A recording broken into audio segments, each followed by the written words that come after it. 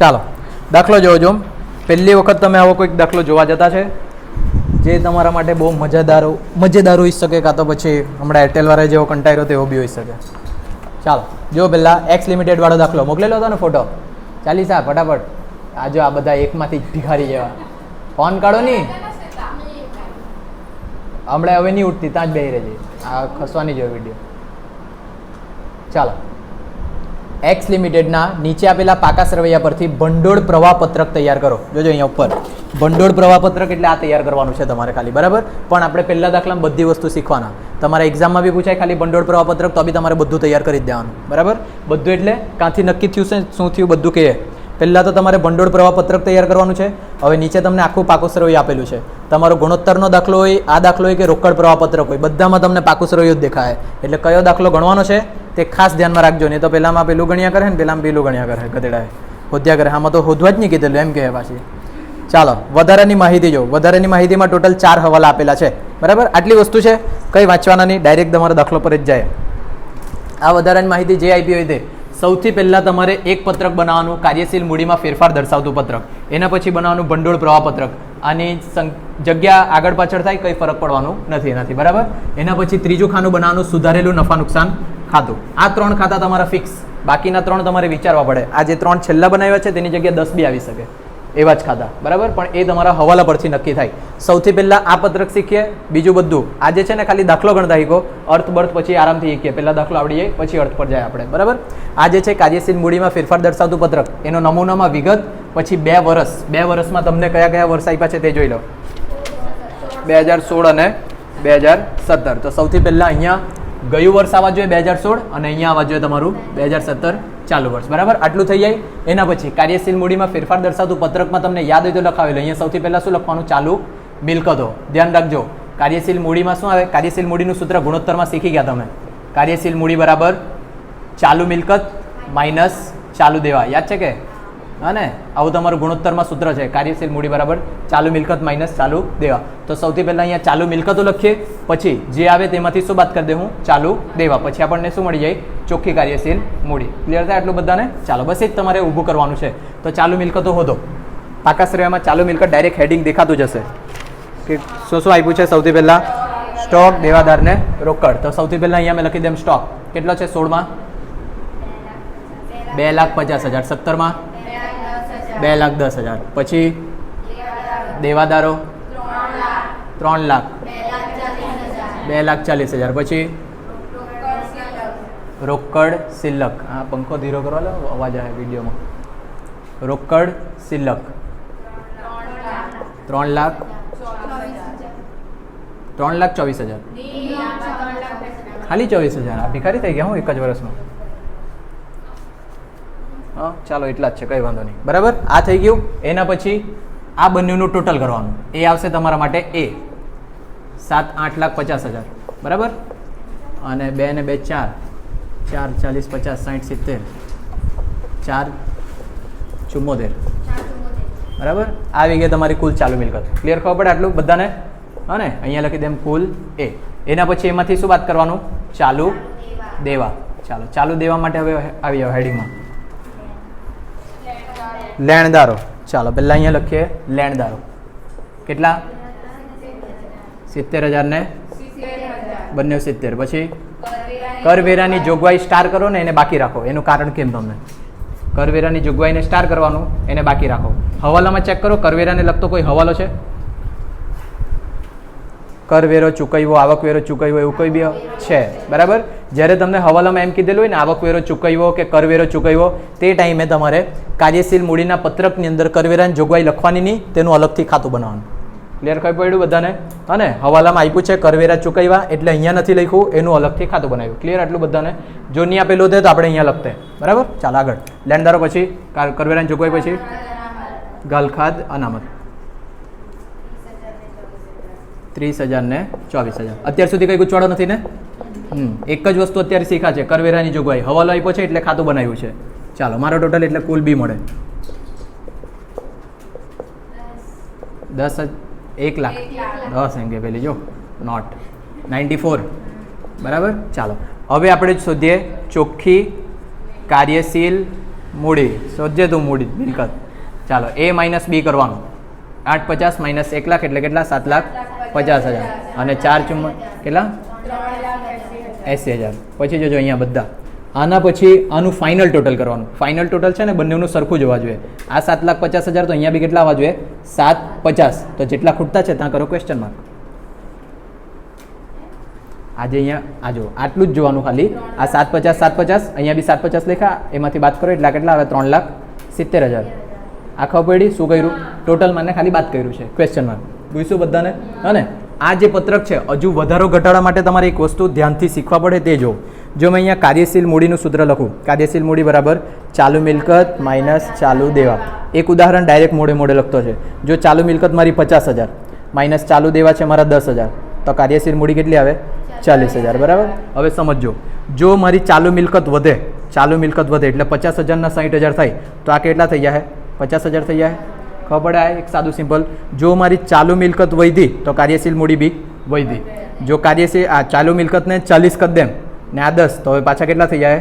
30,000. તો જો મારે ચાલુ મિલકત ઘટે તો કાર્યશીલ મૂડી બી શું થાય? ઘટે. તો આના પરથી સાબિત થાય કે ચાલુ મિલકત ને કાર્યશીલ મૂડી વચ્ચે કેવો સંબંધ છે? સીધો. એક વધે તો બીજું બી વધે, એક ઘટે તો બીજું બી ઘટે. ક્લિયર થાય આટલું બધાને? તો અહીંયા જો 250 260 આ ગયા વર્ષ છે, આ ચાલુ વર્ષ છે. વધ્યું કે ઘટ્યું? ઘટ્યું. કેટલા ઘટ્યા? 40,000. તો કાર્યશીલ મૂડી બી ઘટશે. કેટલા? 40,000. આ 40,000 ઘટાડોમાં જ કેમ લઈ ખાવું પડ્યું? હા ને. પછી આ 3 લાખ છે 260 છે. વધ્યું કે ઘટ્યું? ઘટ્યું. કેટલા ઘટ્યા? 60,000. તો અહીંયા કાર્યશીલ મૂડી બી 60,000 ઘટશે. પછી આમાં ઘટ્યો કેટલો? કેટલા? 2,76,000. આમાં કઈ ગુચવાડો? કારણ સાથે જ કીધું છે. દર વખતે કારણ યાદ રાખવાની જરૂર નથી. હવે ગોખી લખવાનું. ચાલુ મિલકતો વધે તો કાર્યશીલ મૂડી બી વધે, ચાલુ મિલકતો બી ઘટે તો કાર્યશીલ મૂડી બી ઘટે. સીધો સંબંધ છે બંને વચ્ચે. હવે આગળ વધીએ. બીજું આ જ ઉદાહરણ રાખું. ઉદાહરણમાં કેટલા આવેલા આપણા? 40,000. હવે ચાલુ દેવાની વાત કરીએ. જો ચાલુ દેવા 10 ની જગ્યા 20,000 થાય તો આ ઘટી જાય. કેટલા થઈ જાય? 30,000. તો આનો અર્થ શું થયો? જ્યારે ચાલુ દેવા મારા વૈધા તો કાર્યશીલ મૂડી મારી ઘટી. પછી અહીંયા જો હજુ કરી દે 10,000 ની જગ્યા જો 5,000 કરી દેમ તો પેલા કેટલા થઈ જાય? 45,000. આ 50 છે, 5,000 તમારા 45,000. એટલે જ્યારે આ ઘટાડ્યું ત્યારે કાર્યશીલ મૂડી વધી. એનો અર્થ શું થાય? એ લોકોની વચ્ચે કેવો સંબંધ? વ્યસ્ત સંબંધ. બરાબર. ચાલુ દેવા વચ્ચે વ્યસ્ત સંબંધ છે. 70 કઈ વધ્યું ઘટ્યું? તો અહીંયા બી કઈ ફરક પડવાનો નથી. 30,000 છે, આ 24,000 છે. ઘટ્યું કેટલાનું? 6,000નું. પણ જ્યારે ચાલુ દેવા ઘટે ત્યારે કાર્યશીલ મૂડીમાં વધારો થાય. એટલે અહીંયા વધારામાં લખવાના 6,000. ક્લિયર? આટલું બધાને ગુચવાડો નહીં મળે કઈ બી. હવે ટોટલ મારો. ટોટલ અહીંયા તમને વધારે દેખાતું છે. પતી ગયું ને બધું? આનું કંઈ કરવાનું નહીં મળે. આ મારો ટોટલ 3,76,000. એટલે અહીંયા બી કેટલા આવવા જોઈએ? 3,76,000. હવે આ 3,76,000 માંથી 6,000 બાદ કરે તો 3,70,000. ક્લિયર થઈ? અને આ બંને સરખા આવવા જોઈએ. તો સાચું તમારું નહીં તો ખોટું. ક્લિયર? હવે અને હવે જોજો અહીંયા બધા. જો તમારું અહીંયા વધારામાં જવાબ ખૂટે, આ વધારામાં જવાબ ખૂટે તો અહીંયા લખવાનું ઘટાડો. ઊંધું. ખબર પડે? અહીંયા જો વધારામાં જવાબ ખૂટે તો અહીંયા લખવાનું ઘટાડો. અહીંયા આવશે તમારો કાર્યશીલ મૂડીમાં ઘટાડો. તમારે યાદ હોય તો આ તમારો નમૂનો પૂરો. નમૂનો મોઢે કરવાની કોઈ જરૂર નથી. બરાબર. બધું તમને દાખલામાં મળી જાય. ક્લિયર થઈ ગયું બધાને? ચાલો હવે આગળ વધીએ. હવે આગળ જ્યારે વધવા પહેલાં તમારું જે ભંડોળ પ્રવાહ પત્રક છે, ભંડોળ પ્રવાહ પત્રકની ઉધાર બાજુ પર કાર્યશીલ મૂડીમાં ઘટાડો લખ્યું છે અને જમા બાજુ પર વધારો નમૂનાની અંદર. એટલે જો ઘટાડો આવ્યો તો મારે આ બાજુ લખવા પડશે. ક્લિયર થાય? કેટલા? 3,70,000. અહીંયા લખીએ કાર્યશીલ મૂડીમાં ઘટાડો. ક્લિયર થાય? આને બી જો ડીપમાં સમજવું હોય તો સમજી શકાય, પણ 1-2 દાખલા ગણાય પછી સમજાવો. ક્લિયર થાય? આટલું 3,70,000 આટલે સુધી કોઈ ગુચવાડો નહીં મળે. હવે દાખલામાં જોવાનું. હવે દાખલાની અંદર જે વસ્તુ તમે વાપરી નાખી ને તેને ખરું પાડવાનું. જેમ કે લેણદારો વાપરી નાખ્યા, ખરું પાડી દો. કરવેરાની જોગવાઈ હજુ બાકી છે, એને નહીં પાડતા. ગાલખા દનામત વાપરી દીધું, ખરું પાડી દો. પછી સ્ટોક, દેવાદાર, રોકડ સિલક 3 ખરું પાડી દો. ખબર પડી ગઈ? હું ખરું પાડ્યું. જેટલી વસ્તુ આપણે વાપરી દીધી તેટલું ખરું પાડ્યું. આ કાર્યશીલ મૂડીનું પત્રક સૌથી પહેલાં બનાવી દેવાનું ને હેલ્લામાં હેલ્લું. આના 3-4 માર્ક મળી જાય તમને. બરાબર.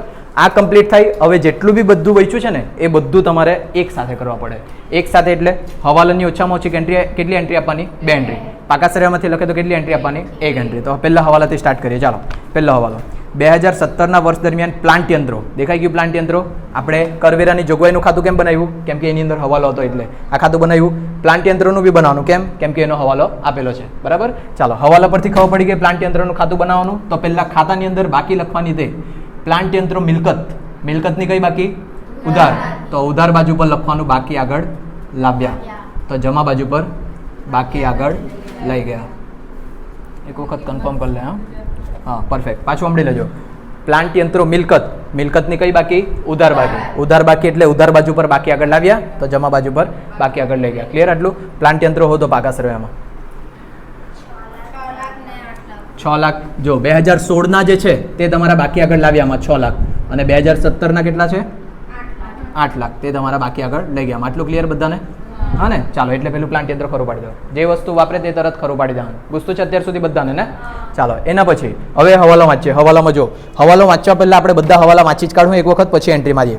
2017ના વર્ષ દરમિયાન પ્લાન્ટ યંત્રોનો કેટલોક ભાગ જેની મૂળ કિંમત 7,500 છે અને જેના પર ભેગો થયેલો ઘસારો 2500 છે તે કેટલામાં વેચી દીધો? 3000માં વેચી દીધો. તો નફો થયો, નુકસાન થયો, એ બધું આપણે વિચારવા પડે. પછી નીચે નંબર 2, 31મી ડિસેમ્બર 2017ના રોજ પૂરા થતા વર્ષ દરમિયાન 1 લાખનું ડિવિડન્ડ ચૂકવ્યું. એટલે તમે 1 લાખ રૂપિયા ડિવિડન્ડ ચૂકવેલું છે. ત્રીજો જો 2017ના વર્ષ દરમિયાન આવકવેરાવાળો હવાલો છે, બરાબર. અને છેલ્લો જો 2017ના વર્ષ દરમિયાન ઘસારાની જોગવાઈ નીચે મુજબ છે. જમીન, મકાન ને પ્લાન્ટ યંત્રો. જો તમે પહેલા હવાલાની એન્ટ્રી મારી દેતે ને પછી છેલ્લે ખબર પડે પ્લાન્ટ યંત્રોનો ઘસારો આપ્યો છે તો તમારી ભૂલ થશે. એટલે પહેલા આખો દાખલો વાંચવાનો, બરાબર. ચાલો તો હવે પ્લાન્ટ યંત્રોનું ખાતું બનાવતા છે તો નીચે પ્લાન્ટ યંત્રોનો 50,000 શું આપેલો છે? ઘસારો. હવાલામાં છે એટલે કેટલી એન્ટ્રી આપવાની? 2 એન્ટ્રી. પાકા સર્વેમાંથી આ લખ્યું એટલે કેટલી આપી? 1 જ આપી. 50,000નો ઘસારો ધંધા માટે નુકસાન. નુકસાન હોય તો ક્યાં લખવાનું? નફા નુકસાન ખાતાની ઉધાર બાજુ. એટલે અહીંયા લખીએ પ્લાન્ટ, ઉપરથી જ લખવાનું પ્લાન્ટ યંત્રોનો ઘસારો. કેટલા રૂપિયા? 50,000. જો નફા નુકસાન ખાતાની ઉધાર બાજુ તો પ્લાન્ટ યંત્રોની જમા બાજુ. આવી રીતના યાદ રાખજો. ડાયરેક્ટ આ ગોખવા બેતા નહીં, બરાબર. અહીંયા લખીએ નફા નુકસાન ખાતે કૌંસમાં ઘસારો. ક્લિયર થતું છે અત્યાર સુધી? 50,000. બીજી એક વસ્તુ કહેવાનું રહી ગયું તે આ નફા નુકસાન ખાતું હતું. નફા નુકસાન ખાતું બી આપેલું જ હશે તમને પાકા સર્વેની અંદર. અનામતમાં આપેલું હશે. અનામતમાં દેખાયું બધાને? હવે જો મૂડી દેવા બાજુ લખ્યું હોય એટલે શું કહેવાય? દેવું. હા ને? મૂડી દેવા બાજુ લખ્યું એટલે દેવું. એમ તો આ નફા નુકસાન દેવું નહીં કહેવાય, અનામત કહેવાય. પણ તમારે મગજમાં શું રાખવાનું? દેવું. દેવાની કઈ બાકી? જમા બાકી. જમા બાકી હોય તો જમા બાજુ પર શું લખી દેવાનું? બાકી આગળ લાવ્યા. ક્લિયર? આ કેમ લખ્યું જમા બાજુ પર? અહીંયા કેમ લખ્યું ઉધાર બાજુ પર? ક્લિયર થાય બધાને? કાં તો ગોખી જ દેજો. દેવું હોય ને તો જમા બાજુથી સ્ટાર્ટ કરજો, મિલકત હોય તો ઉધાર બાજુથી સ્ટાર્ટ કરજો. બસ ત્યાં બાકી આગળ લાવ્યા આવ્યા તો અહીંયા છેલ્લે શું આવી જશે? બાકી આગળ લઈ ગયા. ચાલો તો આ શરૂઆતનું લખાઈ દઉં. 16માં કેટલા છે? 1,10,000 અને અહીંયા 1,60,000. ક્લિયર આટલું બધાને? ચાલો હવે આગળ વધીએ. પેલો પ્લાન્ટ યંત્રનો ઘસારો આપણે 50,000 લખ્યો. હવે પાછો પહેલા હવાલા પર આવી જાઓ. 2017ના વર્ષ દરમિયાન પ્લાન્ટ યંત્રોનો કેટલોક ભાગ જેની મૂળ કિંમત 7,500 છે. જોજો અહીંયા બોર્ડ પર 7,500ના કોઈ પ્લાન્ટ યંત્રો છે જેના પર ભેગો થયેલો ઘસારો. ઘસારો એટલે માઇનસ કરવા પડે. તો મિલકત કેટલાની છે? 5,000ની. 5,000ની મિલકત તમે કેટલામાં વેચી? 3,000માં વેચ્યું તો 2,000 શું કહેવાય? નુકસાન. આ ક્લિયર પડે બધાને? હા ને? જોજો અહીંયા 7,500ની મિલકત, 2,500 ઘસારો, 5,000ની મિલકત કહેવાય. 5,000ની વસ્તુ તમે 3,000માં વેચે તો 2,000નું નુકસાન. તો હવે આમાંથી એન્ટ્રી આપવાની છે. સૌથી પહેલાં તો ઘસારાની એન્ટ્રી આપવા પડે. ઘસારો નફા નુકસાન ખાતાની ઉધાર બાજુ તો આની જમા બાજુ. પણ આ 50,000 જે ઘસારો આપ્યો ને પ્લાન્ટ યંત્રોનો તેની અંદર બધા ઘસારા સમાયેલા છે. ખબર પડે? એટલે આની અલગથી એન્ટ્રી આપવાની નહીં. જો તમને દાખલામાં કોઈક બી મિલકતનો ઘસારો ટોટલી આપી દીધો છે તો એ ઘસારાની અંદર બધો ઘસારો સમાયેલો છે એટલે 2,500ની અલગથી એન્ટ્રી આપવાની નહીં. પણ જો આ 50,000 નહીં હોતે તો તમારે આ 2,500ની અલગથી એન્ટ્રી આપવા પડે. ક્લિયર આટલું બધાને? હા ને? બહુ નોર્મલ વસ્તુ છે, સાદું. 50,000 ઘસારો ભંડોળ આપ્યું છે તો એ 50,000ની અંદર આ 2,500 ઘસારો આપેલો છે એટલે આ તો થઈ ગયો હવે કેન્સલ, બરાબર. બીજી એન્ટ્રી પર આવો. 5,000 તો આપણે ખાલી એની કિંમત શોધી, એની તો કોઈ એન્ટ્રી નહીં આવે. પછી 3,000માં તમે વેચે, 3,000ની અંદર વેચે ને તો હવે આ ખાતું સમજો. આ ખાતું કેવું છે? ભંડોળ પ્રવાહપત્રકમાં ભંડોળ પ્રાપ્ત થાય. ભંડોળ એટલે પૈસા. પૈસા પ્રાપ્ત થાય તો ઉધાર બાજુ લખવાનું. પૈસાનો તમે ઉપયોગ કરે તો જમા બાજુ લખવાનું. ક્લિયર આટલું બધાને? પૈસા પ્રાપ્ત થાય તો ઉધાર, ઉપયોગ થાય તો જમા. જો તમે 3,000માં કઈ બી વસ્તુ વેચે તો પૈસા પ્રાપ્ત થાય. પ્રાપ્ત થાય એટલે ક્યાં લખવાના? ઉધાર બાજુ. જોઈ લે. હા, એક વખત કન્ફર્મ. પહેલો દાખલો છે એટલે ભૂલ નહીં પડી જાય. ચાલો શું છે? પ્લાન્ટ યંત્રોનું વેચાણ કર્યું ને તમે? પ્લાન્ટ યંત્રોનું વેચાણ કેટલામાં કર્યું? 3,000માં. ક્લિયર થાય? આ બીજી એન્ટ્રી. હા ને? હવે અહીંયા ઉધાર બાજુ મેં કીધું હવાલાની 2 એન્ટ્રી આપવાની. અહીંયા ઉધાર બાજુ તો પ્લાન્ટ યંત્રોની જમા બાજુ. એટલે અહીંયા જમા બાજુ લખીએ બેંક ખાતે. બેંક ખાતે કાઉન્સની અંદર વેચાણ. અહીંયા હંમેશા બેંક ખાતે જ રાખવાનું. પેલું ભંડોળવાળું પત્રક નહીં લખવા બેતા. કેટલા? 3,000. જોજો હવે વસ્તુ નફો નુકસાન હોય તો અહીંયા જશે, પૈસા આવતા જતા હોય તો અહીંયા જાય. ક્લિયર આટલું? નફો નુકસાન હોય તો નફા નુકસાન ખાતામાં, પૈસા આવે જાય તો ભંડોળ પ્રવાહપત્રકમાં. ચાલો આ પછી વેચાણ કર્યું, પછી આવ્યું 2000નું નુકસાન. નુકસાન હોય તો નફા નુકસાનની ઉધાર બાજુ. અહીંયા ઉધાર બાજુ 2000, શેનું નુકસાન થયું? પ્લાન્ટ યંત્રોના વેચાણનું નુકસાન. ચાલો અહીંયા ઉધાર બાજુ તો અહીંયા જમા બાજુ. અહીંયા લખીએ પ્લાન્ટ યંત્રો, સોરી શું લખવાનું? નફા નુકસાન ખાતે કૌંસમાં નુકસાન. કેટલાનું થઈ ગયું? 2000. છે કંઈ ગુચવાડો આટલામાં? એકદમ સાદી સિમ્પલ વસ્તુ છે, અને કોમર્સમાં ભણતા હોય ને તમને તો આ બધી વસ્તુ નોર્મલ ખબર પડવા જ જોઈએ તમને, બરાબર? ચાલો આ પછી તો પહેલો હવાલો. બીજા હવાલા પર આવી જાઓ. હવાલો નંબર 2. 31મી ડિસેમ્બર 2017ના રોજ પૂરા થતા વર્ષ દરમિયાન 1 લાખનું ડિવિડન્ડ ચૂકવ્યું. પહેલાં તો તમે ડિવિડન્ડ ચૂકવો એટલે પૈસા જાય, તો પછી ક્યાં લખવાનું? ભંડોળનો ઉપયોગ. તો અહીંયા લખીએ ડિવિડન્ડ ચૂકવ્યું. કેટલાનું? 1 લાખ. હવે બીજી એન્ટ્રી એમ જોવા જાય તો આ તમારો બીજો શું કહેવાય? ખર્ચ. ખર્ચ હોય કે નુકસાન હોય તો નફા નુકસાન ખાતાની ઉધાર બાજુ, એટલે અહીંયા આવી જશે ડિવિડન્ડ ચૂકવ્યું. 2 દાખલા ગણે ને એટલે એટલું મસ્ત આવડી જાય ને, જરા બી હાર્ડ નથી આ ચેપ્ટર. ચાલો આ 1 લાખ આવી ગયા. પછી આગળ હવાલો નંબર 3. 2017ના વર્ષ દરમિયાન આવકવેરા 50,000 ચૂકવવામાં આવ્યા. ચાલો આ આવકવેરાને જોઈ લો, બધા દાખલામાં આવશે જ. પહેલાં તો કરવેરાની જોગવાઈ તમને પાકા સરવાયામાં આપેલી હશે. પાકા સરવાયામાં આપી છે મૂડી દેવા બાજુ. મૂડી દેવા બાજુ આપેલું હોય તો શું કહેવાય? દેવું. દેવાની કઈ બાકી? જમા. તો જમા બાજુ પર લખવાનું બાકી આગળ લાવ્યા. અહીંયા બી આવી જશે બાકી આગળ લઈ ગયા. ચાલો બોલો અહીંયા 40,000. 1,10,000. પહેલાં 16નું જ લખાયું છે ને? ચાલો આ 1,10,000 થયા. હવે હવાલો શું કહેતો છે? 2017ના વર્ષ દરમિયાન આવકવેરો 50,000 ચૂકવ્યો. ચૂકવે તો પૈસા જાય. હા ને, પહેલાં એવું નહીં વિચારવાનું ચૂકવે તો નુકસાન નહીં, પહેલાં શું વિચારવાનું? પૈસા જતા છે. પૈસા જાય એટલે ક્યાં લખવાના? ભંડોળનો ઉપયોગ. ભંડોળના ઉપયોગમાં લખીએ કરવેરા ચૂકવ્યા. કરવેરા અને આવકવેરા હરખા જ, એટલું તો ભાન પડવા જોઈએ. કેટલા? 50,000. બે એન્ટ્રી આપવાની હવાલામાં છે, એટલે અહીંયા જમા બાજુ તો ખાતાની ઉધાર બાજુ, પણ લખવાનું શું? બેંક ખાતે કૌંસમાં કરવેરા ચૂકવ્યા. કેટલા? 50,000. ચાલો આ થઈ ગયું, પતી ગયો હવાલો. ટોટલ મારો આ 1,60,000 થવાનું. આ બાજુ આ બાજુ બી લખીએ 1,60,000 બાદ કરો 40,000. 1,20,000. આ 1,20,000 કહેવાય તમે છે ને આ વર્ષે જોગવાઈ કરી કહેવાય. આ વર્ષે જોગવાઈ કરે ને કોઈ બી વસ્તુની અનામતની જોગવાઈ કરે, કરવેરાની જોગવાઈ કરે ને તો તમારા ધંધામાંથી પૈસા ઘટી જાય. જોગવાઈ એટલે ખબર પડે? જો તમારો નફો થયો 50,000નો, બરાબર, અને એ 50,000ના નફામાંથી થોડાક પૈસા તમે સાઈડ પર રાખ્યા અનામત તરીકે, તો એને કહેવાય જોગવાઈ કરી કહેવાય. હવે એ જોગવાઈ કરે તો તમારો નફો ઘટી જાય. નફો ઘટી જાય એટલે શું કહેવાય? નુકસાન. એટલે ક્યાં આવવા જોઈએ? ઉધાર બાજુ. તો અહીંયા શું લખવા પડશે મારે? નફા નુકસાન ખાતે, પણ કાઉન્સમાં લખી આપવાનું ચાલુ વર્ષની જોગવાઈ. પડે ખબર આ બધાને? હા ને, આ જે 1,20,000 છે ને તે તમારે ચાલુ વર્ષે જોગવાઈ કરવા પડે. હવે અહીંયા જમા બાજુ તો અહીંયા ઉધાર બાજુ. વિગતમાં શું લખીએ? કરવેરાની જોગવાઈ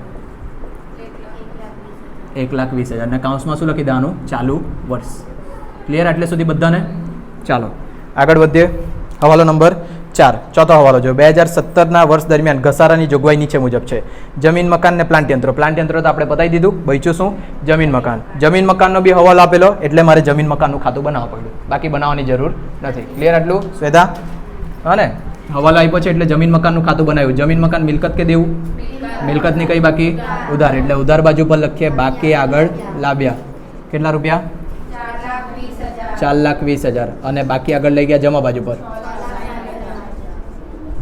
6,60,000. ચાલો એના પછી જોઈ લો હવાલામાં શું આપ્યું છે? ઘસારા. ઘસારો નફા નુકસાન ખાતાની ઉધાર બાજુ. કેટલા રૂપિયા? 40,000. ચાલો 40,000 ઘસારો લખીએ. શું નામ છે? જમીન મકાન.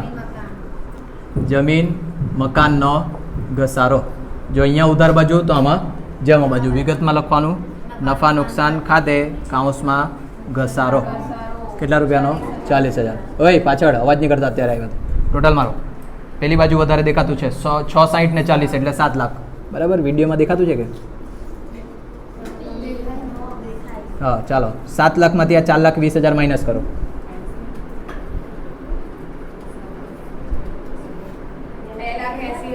2,80,000. ચાલો આ બધાય ધ્યાનમાં રાખવાનું. જો ઉધાર બાજુ તમારા જમીન મકાનના વધારે આવે ને તો એનો અર્થ એવો થાય કે તમે જમીન મકાનની ખરીદી કરી છે, તો જ તમારા ઉધાર બાજુ વધી જાય. ખબર પડે? બીજું જો અહીંયા 4,20 શરૂઆતમાં હતા, છેલ્લે કેટલા રહી ગયા? 660. રહી નહીં ગયા, વધી ગયા. વધી ગયા એટલે શું કર્યું હશે? તમે ખરીદી કરી હશે. બરાબર ને, ખરીદી કરી એટલે શું લખવાનું તમારે? બેંક ખાતે કાઉન્સમાં ખરીદી. બીજી રીતના કેમ ને તો ખરીદી કરે તો તમે પૈસા ચૂકવે એટલે ભંડોળનો ઉપયોગ. આવી રીતના બી નક્કી કરી શકે. અહીંયા ઉધાર બાજુ તો અહીંયા જમા બાજુ આવી રીતના બી નક્કી કરી શકે. શું ખરીદેલું તમે? જમીન મકાન. અહીંયા લખીએ જમીન મકાનની ખરીદી. કેટલાની? 2,80,000. પૂરા થઈ ગયા હવાલા બધા? હા ને? ચાલો આગળ લખ્યું ને? હા ટોટલ બાકી કે મારો તો ટોટલ એનું બી કરવાનું છે. ટોટલ રહી ગયું એટલે 8,55,000. 8,55,000. અહીંયા બી લખીએ 8,55,000 માઇનસ કરી 2,55,000. અહીંયા કાઉન્સમાં ક્વેશ્ચન માર્ક. પ્લાન્ટ યંત્રોની ઉધાર બાજુ પૈસા ખૂટે એટલે શું કર્યું હશે? ખરીદી. કાઉન્સમાં ખરીદી. અહીંયા ઉધાર બાજુ તો અહીંયા જમા બાજુ પ્લાન્ટ યંત્રોની ખરીદી. ક્લિયર બધા હવાલા જેટલા દરરોજ નવા નવા આવે? જો હજુ એક વખત આજે ઘરે જઈને વિડીયો જોજો એટલે બહુ મસ્ત થઈ જાય. ચાલો હવે ઉપર પાકા સરવાઈમાં જે બાકી રહી ગયું તે તમારે વિચારવાનું કે તમારા ધંધામાં નુકસાન થયું કે તમારા ધંધામાંથી પૈસા ગયા. બરાબર? ચાલો પહેલું જો સ્ટાર્ટિંગથી ઇક્વિટી શેર મૂડી બાકી ને? જો હવે વિચારજો 2016માં ઇક્વિટી શેર મૂડી હતી 10 લાખ, 2017માં 11 લાખ થઈ ગઈ તો શું થયું હશે? વધારો તો ખબર પડે જોઈને. અહીંયા કોઈ આંધળો જોઈએ તો ખબર પડે. પણ વાસ્તવિક કંપનીમાં શું પરિસ્થિતિ થયેલી હશે? 10 લાખની શેર મૂડી હતી વધીને 11 લાખની થઈ ગઈ. કેમ? કેવી રીતના થયેલું હશે? રોકાણ કરે. ઇક્વિટી શેર મૂડી તમારા ધંધાને રોકાણ કહેવાય. તો વધારે પ્રોફિટ કમાયું. બહુ ખતરનાક જવાબ. શેર તો બહાર પાડે. જો 10 લાખ હતા તો બીજા 1 લાખના બહાર પાડ્યા. ખબર પડ્યા? અને જો 1 લાખના મેં શેર બહાર પાડું તો મને પૈસા મળે. પૈસા મળે એટલે શું કહેવાય? ભંડોળની પ્રાપ્તિ. આવું વિચારવા પડે. આ થોડુંક વિચારવાવાળું જ મગજમારી છે. એટલે અહીંયા લખું ઇક્વિટી શેર મૂડી બહાર પાડી. કેટલાની? 1 લાખની. ખબર પડે? જો 10ની જગ્યા થઈ ગયેલા હતા 8 લાખ તો તમે પરત કરી હશે. કેટલાની? 2 લાખની. એટલે ભંડોળનો ઉપયોગ કર્યો હશે. બસ આવું જ છે, સાદું. આગળ વધો. સામાન્ય અનામત. જો સામાન્ય અનામત 2 લાખનું હતું, 2,30,000 થઈ ગયું. શું થયું? ઉપયોગ કર્યો. અનામતનો ઉપયોગ કરતે મેં તો 2 લાખથી ઘટી જાતે. ખબર પડે? ભંડોળનો ઉપયોગ કર્યો. મેં તમને અત્યારે જ શું કીધું? પ્રાપ્તિ થઈ. સામાન્ય અનામત બહારથી પ્રાપ્ત થાય. તમને નફામાંથી પૈસા સાઈડ પર રાખવાના હોય. કોઈ બી અનામતમાં કરે પૈસા લઈ જાય તો જોગવાઈ કરી કહેવાય. તે નફામાંથી થોડાક પૈસા સાઈડમાં રાખવાના. નફામાંથી સાઈડમાં રાખે એટલે શું કહેવાય? નુકસાન. નુકસાન એટલે નફા નુકસાનમાં એન્ટ્રી આવશે. ખબર પડે? અને બસ 4 વખત જો હોય ને એટલે બધું આવડે. સામાન્ય અનામત જો 2 લાખનું હતું, 2,30,000 થઈ ગયા એટલે અનામત વધી ગયું. અનામત વધી ગયું એટલે નફામાંથી તમે હજુ પૈસા સાઈડ પર રાખ્યા એટલે નુકસાન કહેવાય. તો અહીંયા લખીએ સામાન્ય અનામત ખાતે લઈ ગયા 30,000. ક્લિયર બધાને? હવે સેકન્ડ ટાઈમ આવે ત્યારે ખબર પડી જાય ને એમ ને. એવું જ તો આવે, એવું જ રિપીટ થાય. આગળ 12% ડિબેન્ચર. નફા નુકસાન ખાતે આવી ગયું ને? આવી જાય તો ટીક મારવાનું. 12% ડિબેન્ચર. જો ડિબેન્ચર 5 લાખના હતા 3 લાખના થઈ ગયા. ડિબેન્ચર શું કરે તમે? હા દેવું એટલે ચૂકવ્યું કેવાશે તમારે. 5 લાખના હતા 3 લાખ થઈ ગયા. ચૂકવે એટલે શું કર્યું તમે? ભંડોળનો ઉપયોગ. એટલે અહીંયા લખીએ ડિબેન્ચરના નાણાં પરત કર્યા. ચૂકવ્યું નહીં લખવાનું. શું કર્યા? પરત કર્યા. કેટલા પરત કર્યા? 2 લાખ. ચાલો એના પછી આગળ વધો. ડાયરેક્ટ પાઘડી ને બાકી બધું ઉપર પતી ગયું છે. કરવેરાની જોગવાઈ આવી ગયું. તે ખાતું બનાવ્યું ને આપણે, બધું પતી ગયું. જમીન મકાન પ્લાન્ટ યંત્રો પાઘડી જ બાકી છે. પાઘડી એટલે અદ્રશ્ય મિલકત. 50,000ની હતી 40,000ની થઈ ગઈ. શું થયું? 50,000ની ઘટાડો થયો તો અલે બહુ મસ્ત જવાબ આવ્યો તમે. મિલકતમાં ઘટાડો થાય તો ધંધાને નુકસાન થયેલું કહેવાય. બીજી રીતના કેમ ને તો અદ્રશ્ય મિલકત તમે માંડી વાળે 12મા ધોરણની અંદર સાંભળેલું હોય તો અદ્રશ્ય મિલકત માંડી વાળે ને કોઈ બી મિલકત માંડી વાળે એટલે નુકસાન કહેવાય. તો અહીંયા લખીએ માંડી વાળેલ પાઘડી. કેટલા? 10,000. પાછળ પ્રાથમિક ખર્ચા હશે. પ્રાથમિક ખર્ચા તમારી કેવી મિલકત કહેવાય? અવાસ્તવિક. ને અવાસ્તવિક મિલકત બી તમારે માંડી જ વાળવાની હોય. માંડી જ વાળેલી હશે એટલે નુકસાન. માંડી વાળેલ પ્રાથમિક ખર્ચ કેટલા? 10,000. અને બસ આ તમારો દાખલો પૂરો. હવે ટોટલ મારો નફા નુકસાન ખાતાનું ઉધાર બાજુનું ટોટલ વધારે હશે. એનું કરવાનું પેલા આ કરવાનું બહુ મારા.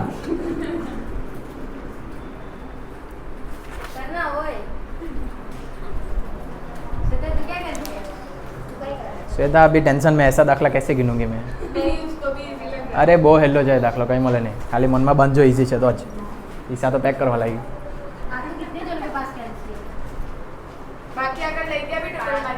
બધું ટોટલી બધું ટોટલ મારો 5,22,000. 5,22,000. એમાંથી પહેલા બાદ કરો. 4,12,000 આવ્યા કે નહીં આવ્યા તે જોવા લેજો. આવ્યા 4,12,000. આ જે આવે ને તે તમારો કહેવાશે સુધારેલો નફો. શું કહેવાશે? સુધારેલો નફો. કેમ કે તમે આ કયું ખાતું બનાવ્યું છે? સુધારેલા નફા નુકસાનનું ખાતું. હવે અહીંયા ટોટલ મારો જમા બાજુ ટોટલ મારી જો વધારે હોવા જોઈએ જમા. 8,85,000.